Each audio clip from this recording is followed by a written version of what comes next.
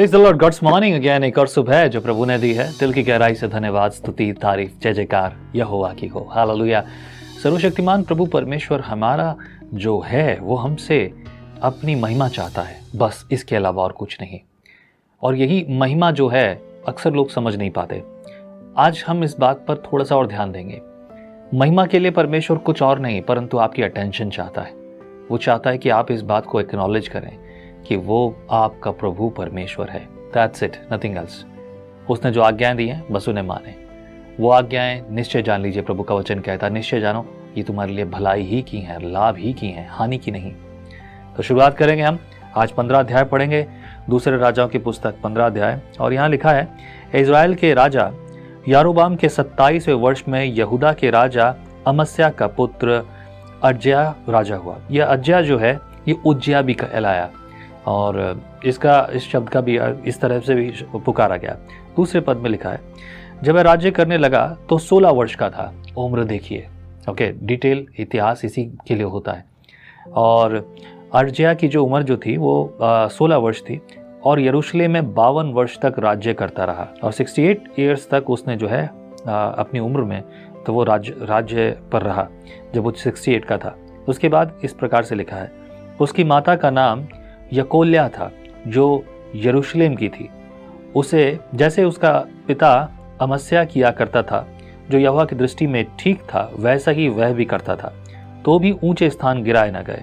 प्रजा के लोग उस समय भी उन पर बलि चढ़ाते और धूप जलाते रहे। यहोवा ने उस राजा को ऐसा मारा कि वह मरने के दिन तक कोढ़ का रोगी रहा और अलग एक घर में रहता था।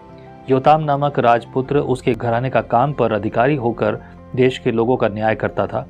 अर्जिया के लोग सब काम जो उसने किए वह क्या यहूदा के राजाओं के इतिहास की पुस्तक में नहीं लिखी है।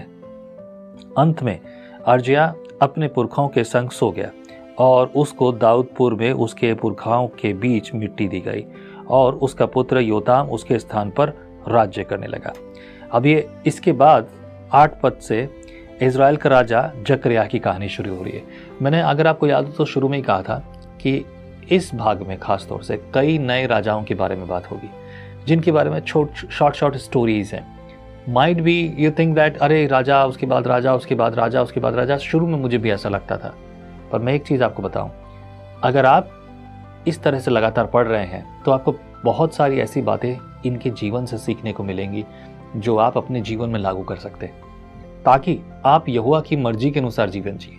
उनकी गलतियां आप समझ सकते हैं, उनकी समस्याएं आप समझ सकते हैं, लेकिन समस्याओं का समाधान भी जो परमेश्वर ने रखा उसे भी आप देखेंगे। आमीन। तो आइए 8 पद से पढ़ते हैं।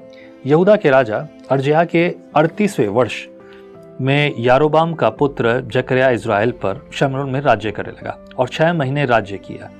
उसने अपने पुरखाओं के समान वह किया जो यहोवा की दृष्टि में बुरा है, अर्थात नाबात के पुत्र यारोबाम जिसने इज़राइल से पाप कराया था उसके पापों के अनुसार वह करता रहा और उनसे वह अलग ना हुआ।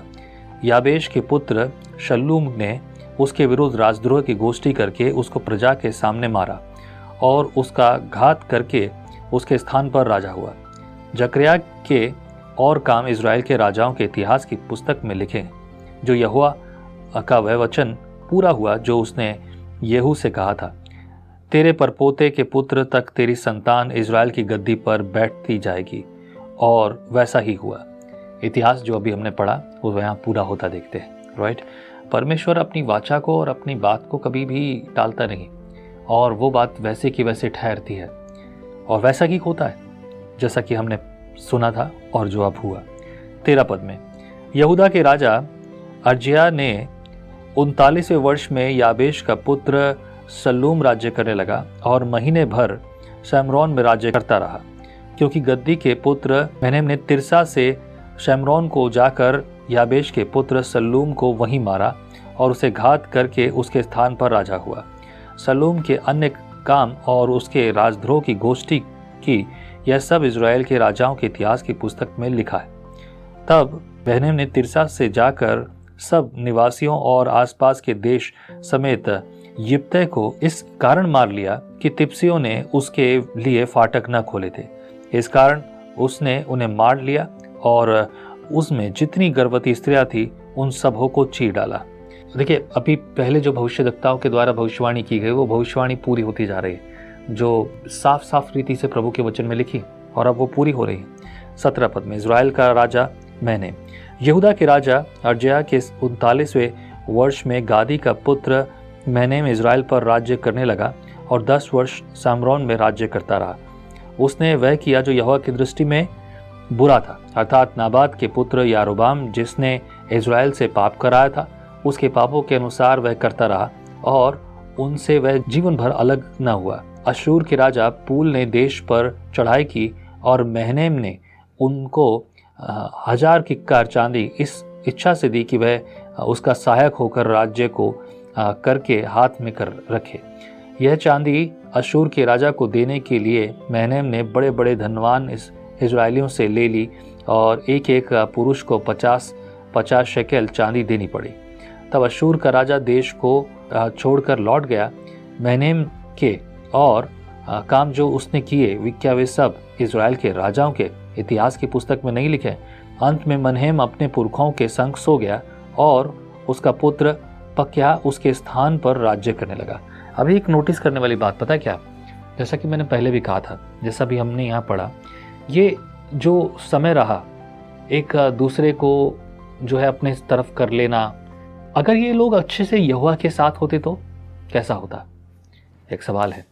इससे भी पहले एक और सवाल है कि जैसे कि बार बार आप पढ़ रहे हैं कि ये सब राजाओं के इतिहास की पुस्तक में नहीं लिखे हैं।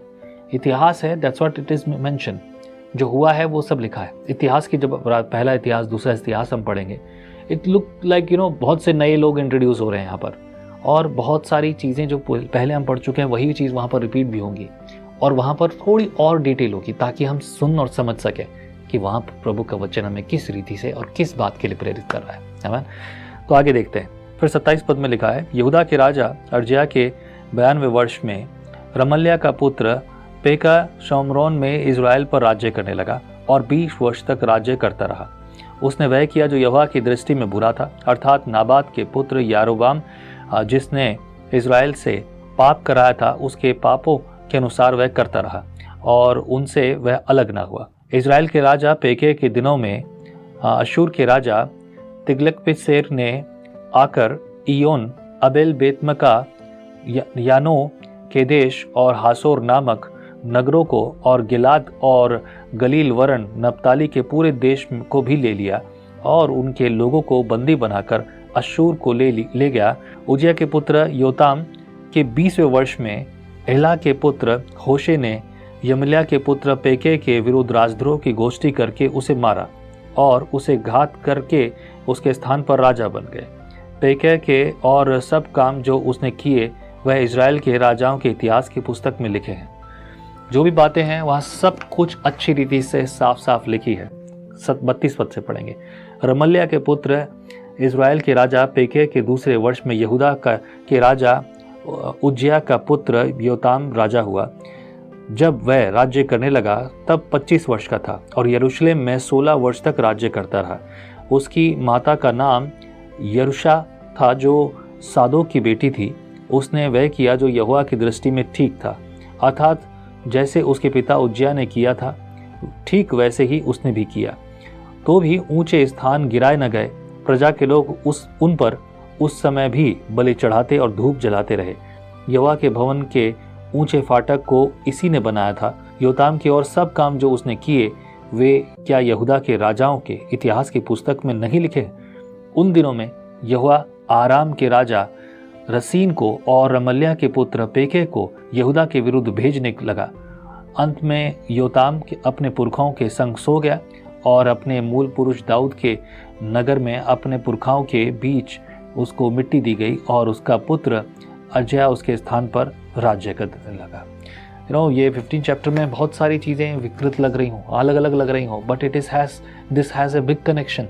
और ये कनेक्शन हम तब सीखेंगे जब वचन की अच्छी रीति से अनुसरण और अच्छी रीति से हम संगति करेंगे। तो प्रभु आपको बड़ी आशीष करे, प्रेरित करे। आगे बढ़कर संगति के लिए हम तैयार होते हैं और प्रभु की आशीष मांगते हैं। आमीन। आइए प्रार्थना करते हैं। प्रभु परमेश्वर बुद्धि दे, ज्ञान दे, ताकि तेरे वचन को सुने, समझे, सीखें और तेरी अगुवाई में, तेरी इच्छा में चलें। इनकी आवश्यकताओं को पूरा कर, नई सामर्थ, नई बात, नई भलाई में फलवंत और बलवंत कर दे। धन्यवाद जो तूने प्रार्थना सुन ली।